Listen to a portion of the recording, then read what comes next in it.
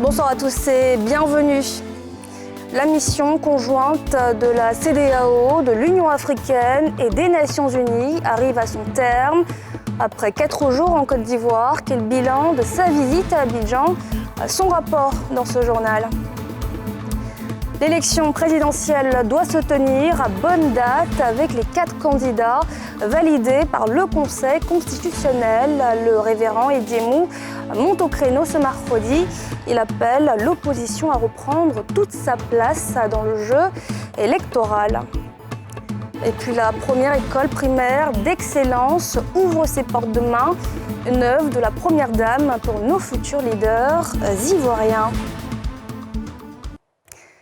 La Côte d'Ivoire a moins de 4 semaines de la présidentielle. La mission conjointe de la CEDEAO, de l'Union africaine et des Nations unies achève son séjour. Quel bilan après 4 jours dans un pays marqué par des tensions préélectorales? Le récit de Sali Fialekwe.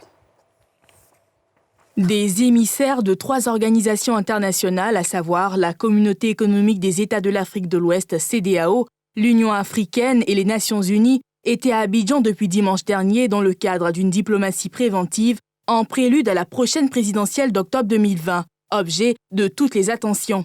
Au terme de cette mission où les différents acteurs de la scène politique ivoirienne ont été rencontrés, la mission en appelle à plus de dialogue. La mission conjointe s'est félicitée de l'engagement et de la volonté des autorités à promouvoir une élection inclusive, transparente, crédible et apaisée en Côte d'Ivoire.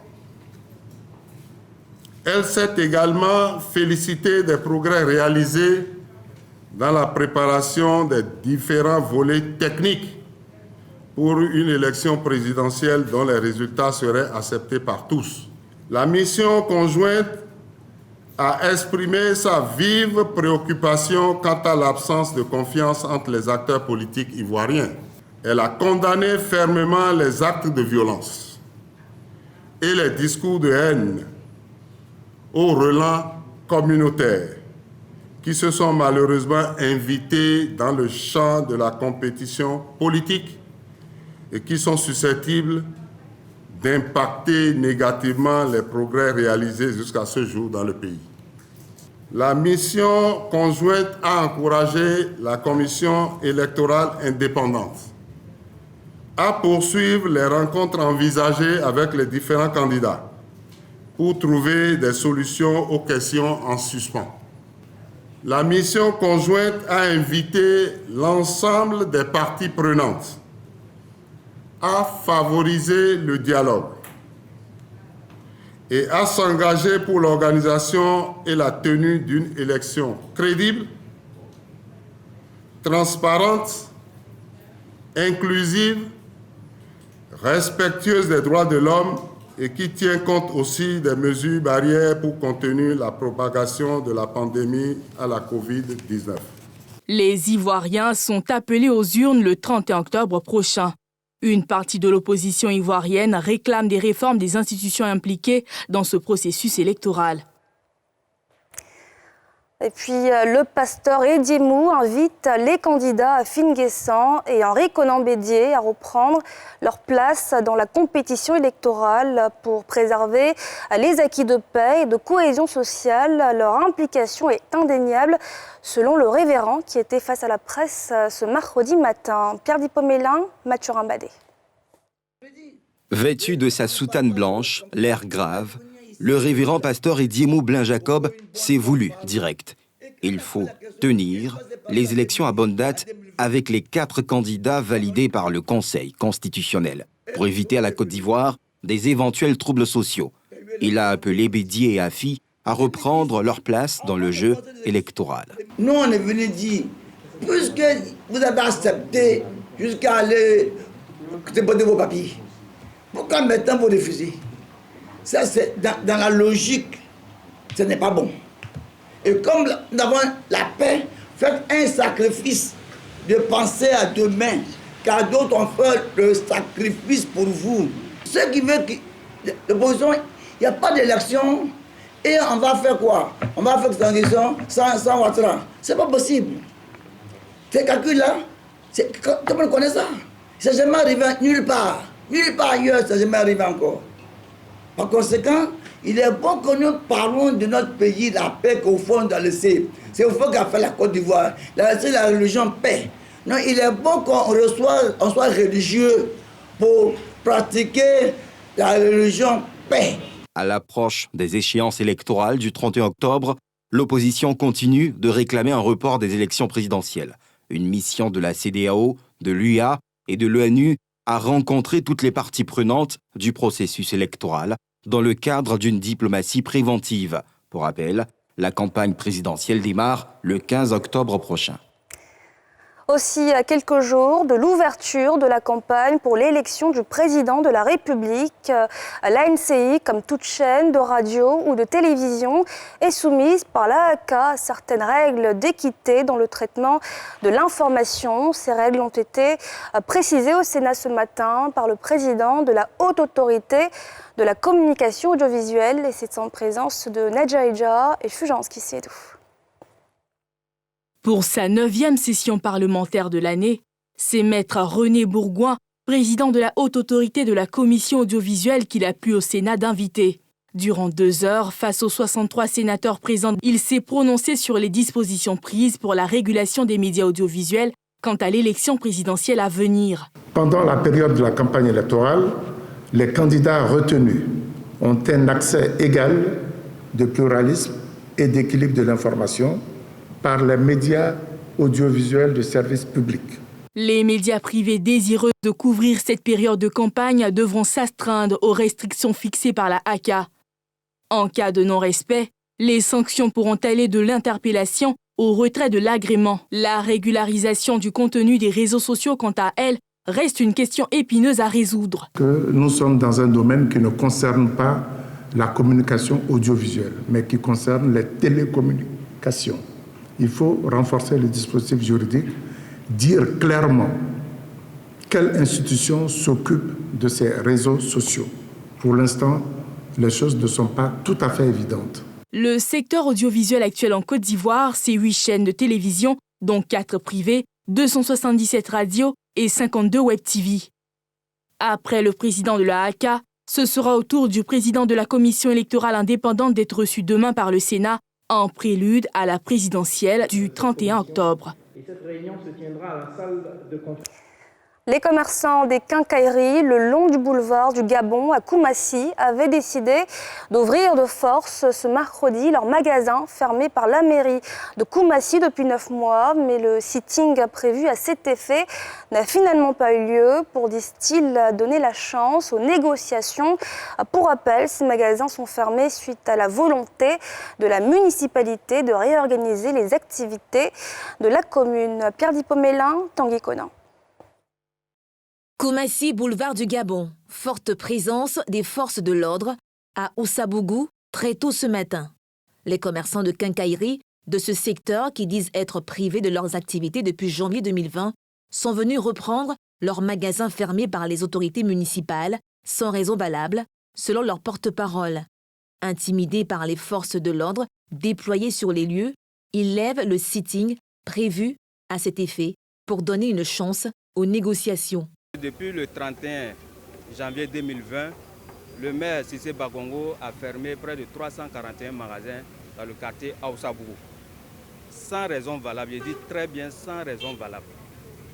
Donc depuis lors jusqu'à aujourd'hui, nous avons mené des démarches administratives pour trouver une solution à l'amiable à nos problèmes. Mais malheureusement, jusqu'à présent, rien n'a encore fait.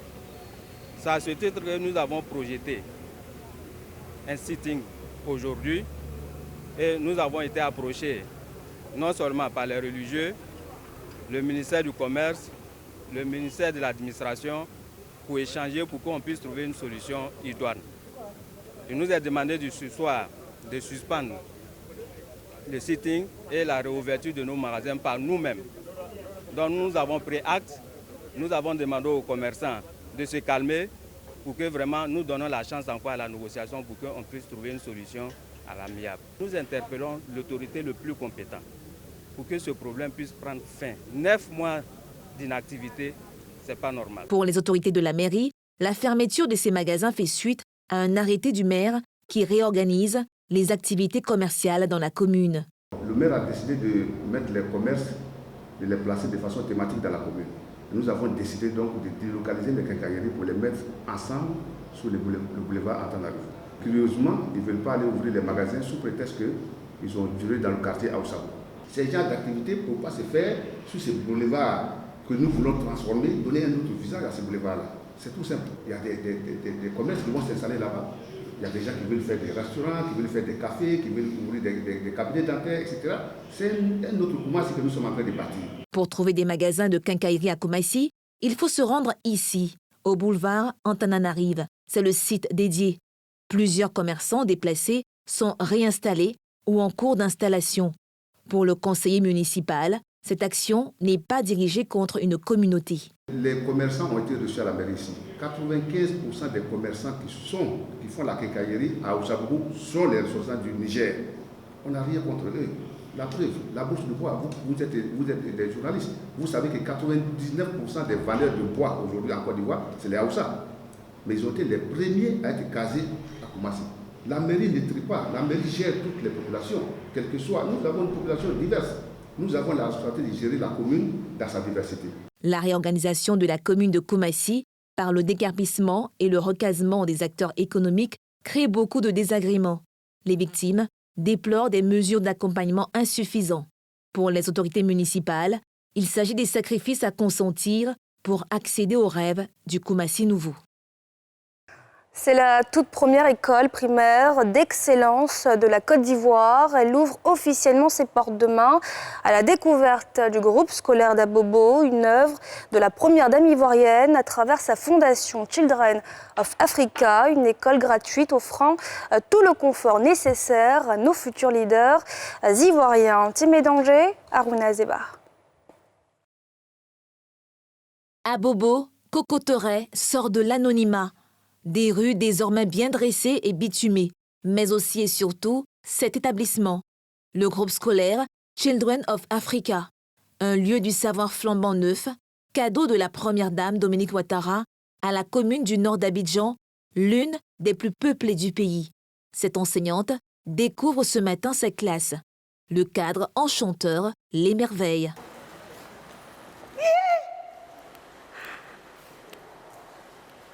C'est très joli.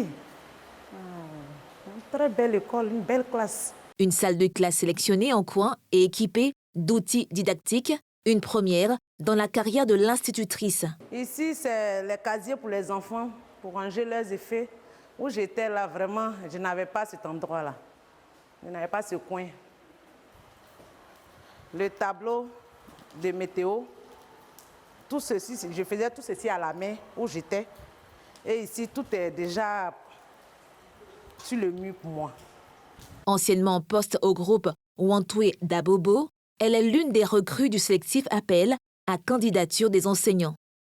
Une offre que plusieurs camarades ont déclinée. Il faut aller de l'avant pour mieux apprendre.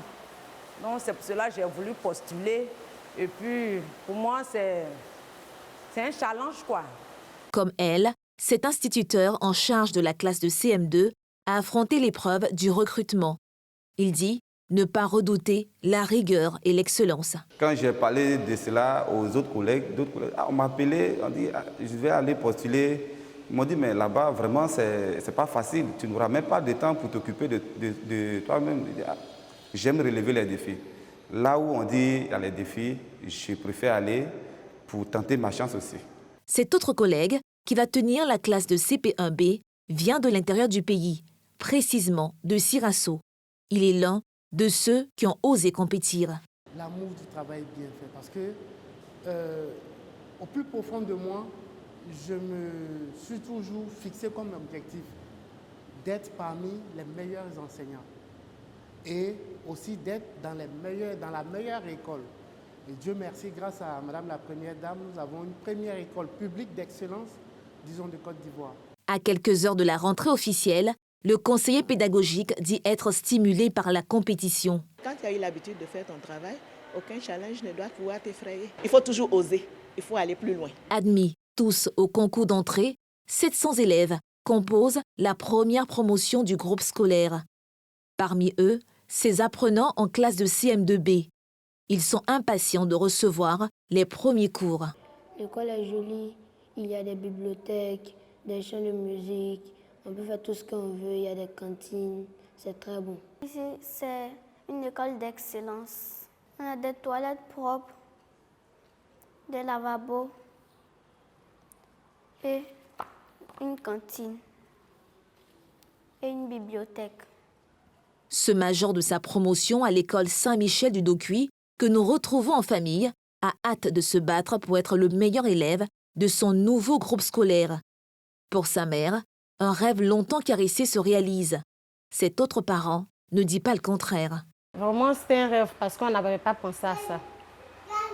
Non, nous sommes très contents. C'est une école d'excellence et j'ai vu que mon enfant travaillait très bien de l'autre côté. Et j'ai voulu qu'il continue dans ça, dans l'excellence. Le cadre est agréable, joli, accueillant pour les enfants. Il faut que Abobo aussi évolue, comme les autres communes. Il faut que les enfants d'Abobo aient un cadre pour être bien éduqués. Tous saluent l'activisme de la Première Dame qui permet à Abobo de disposer d'une infrastructure de pointe dédiée à l'éducation des enfants. Je veux dire à la Première Dame merci pour ce beau joyau. Merci pour tout ce qu'elle fait pour nous et à la commune d'Abobo. On dit, c'est quand femme veut que Dieu veut, non. Mais si ton époux ne te pousse pas non plus, en tant que femme, on n'a pas non plus le courage de faire certaines choses. Donc je me dis que les deux se sont bien choisis. C'est deux cœurs d'or, deux généreux. On leur dit merci. Abobo leur dit merci. Je tiens vraiment à dire vraiment merci à la Première Dame d'avoir pensé aux enfants d'Abobo. Je lui dis vraiment merci beaucoup pour tout ce qu'elle a fait pour les enfants et les enfants d'Abobo. Notons que le groupe scolaire, qui ouvre officiellement ses portes demain jeudi, comprend 2 écoles primaires de 300 élèves chacune et une maternelle de 100 tout-petits, des moyennes et grandes sections. À 24 heures, tous s'activent pour une inauguration en grande pompe du nouveau temple de promotion de l'excellence. La Côte d'Ivoire prête à produire son propre biocarburant, c'est ce qui ressort d'une étude de l'ANADER sur la valorisation des sous-produits agricoles en biocarburant. Elle a été présentée hier mardi au ministère de l'Agriculture et du Développement rural. Cette production révolutionnaire dans le pays devrait permettre de réduire les gaz à effet de serre de 28% d'ici 2030. Nadja Eja, Fulgence Kisédou. Avec une économie basée essentiellement sur l'agriculture, la Côte d'Ivoire génère environ 30 millions de tonnes de matières organiques chaque année. Des substances qui pourraient être valorisées par le recyclage. C'est ce qu'a compris l'Agence nationale d'appui au développement rural depuis ces dernières années en initiant le projet de production de biocarburants agricoles. Le constat qu'on a fait, c'est que la Côte d'Ivoire regorge de sous-produits. Et donc, en 2017, l'ANADER a réfléchi pour dire pourquoi est-ce qu'on ne pourrait pas valoriser les sous-produits pour pouvoir augmenter les revenus des producteurs agricoles. Financé par des partenaires internationaux, ce projet permettra de réduire la pollution par la mise à disposition du biodiesel et du biométhane, respectivement équivalents au gasoil et au gaz naturel. Dans le cas du biodiesel, on a mis un focus sur les graines d'EVA. Et dans le cas du biométhane, on a regardé un mélange de sous-produits qui inclut les cabosses de cacao, mais qui va aussi jusqu'aux fientes de volaille, aux épluchures de manioc. C'est un carburant qui est propre et en termes de qualité de l'air, c'est un carburant qui a des émissions locales à un niveau beaucoup plus faible que le diesel conventionnel. Le ministre de l'Agriculture et du Développement rural s'est réjoui de ce projet à double enjeu qui, en plus de l'aspect environnemental, permettra d'améliorer le revenu du producteur. C'est donc avec joie que nous recevons les résultats si encourageants que constituent ces deux plans d'affaires qui renforceront nos actions dans le domaine de l'économie circulaire de notre pays lorsque, évidemment, ce projet sera mis en œuvre. Selon les responsables de l'ANADER, plusieurs initiatives sont en cours pour une valorisation de la biomasse sous plusieurs formes, dont les briquettes ou des fertilisants. Et c'est la fin de ce journal. Merci de l'avoir suivi. Excellente soirée à tous.